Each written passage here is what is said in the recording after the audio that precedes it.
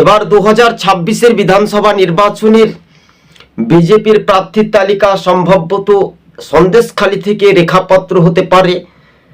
অর্থাৎ এবার মাহফুজা খাতুন তিনি সংখ্যালঘু এলাকা থেকে প্রার্থী হওয়ার সম্ভাবনা বেশি বলে এমনটাই মনে করছেন বিজেপির শীর্ষ রাজনৈতিক মহল সম্ভবত।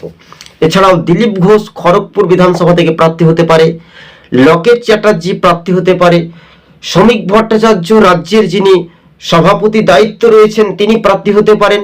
তবে সন্দেশখালীতে একটা বিপুল জয়ের বাজিমাত করতে পারে গেরুয়া ঝড় থেকে, অর্থাৎ সন্দেশখালীর যিনি অর্থাৎ বলা যেতে পারে সরাসরি রেখাপাত্র, যে রেখাপাত্রকে নির্বাচনের ভোট কৌশলী থেকে তাকে হারানো হয়েছিল বলে বারবার করে বিজেপির নেতৃত্বরা অভিযোগ করেছেন।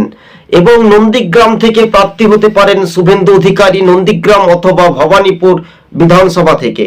এছাড়াও হিরণবাবু প্রার্থী হতে পারেন, তিনি অভিনেতা, এমনটাই সম্ভাবনা বেশি পাওয়া যাচ্ছে।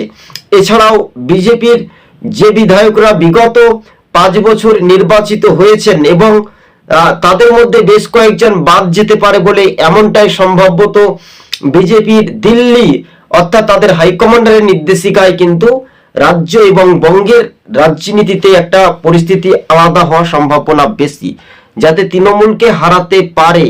সেই জন্য আপনারা জানেন যে শ্রমিক ভট্টাচার্য 2013-তে সালটা আপনাদের মনে পড়ছে, তিনি সংখ্যালঘু মুসলিম ভোটে নির্বাচিত হয়েছিলেন উপনির্বাচনে, অর্থাৎ বিপুল ভোটের মার্জিনে। অর্থাৎ 294টি বিধানসভা আসনে যে ম্যাজিক ফিগার 148 গন্ডি পার করতে পারে ভারতীয় জনতা পার্টি, তাই স্পষ্ট হচ্ছে।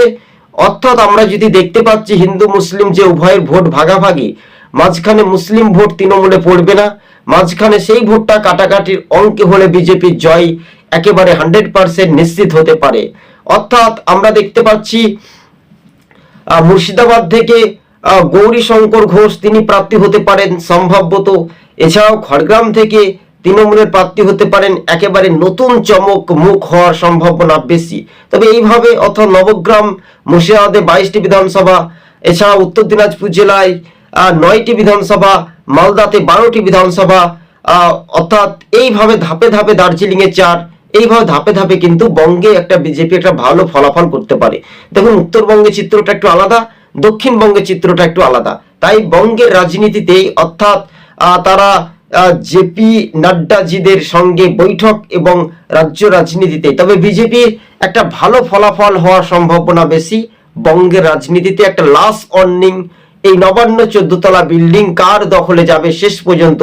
তাই সবুজবঙ্গ নিউজ চ্যানেলটি ভালো লাগলে শেয়ার করে পাশে থাকবেন। আমার মনে হয় যতটুকু খবর পাচ্ছি আমাদের কাছে আছে, তো বঙ্গে এবার বিজেপির কিন্তু একটা গেরুয়া ঝড় উঠতে পারে, না হওয়ার কারণ নেই। দিল্লিতে যে পরিবর্তন হয়েছে 28 বছরের পর পরিবর্তন, তাহলে বাংলাতে অবশ্যই বিজেপি আসতে পারে। যারাই তৃণমূলকে ভোট দেবে বলছে তারাই বিজেপির পক্ষে ভোট দেবে, এটা একটা স্বাভাবিকভাবে একটা নিয়ম অনুযায়ী তথ্য বিশ্লেষণ করে আপনাদের সঙ্গে আমরা পার্ট 1 পার্ট 2 করে তুলে ধরার চেষ্টা করেছিলাম দর্শক বন্ধুগণ। তাই তো বঙ্গের রাজনীতিতে একটু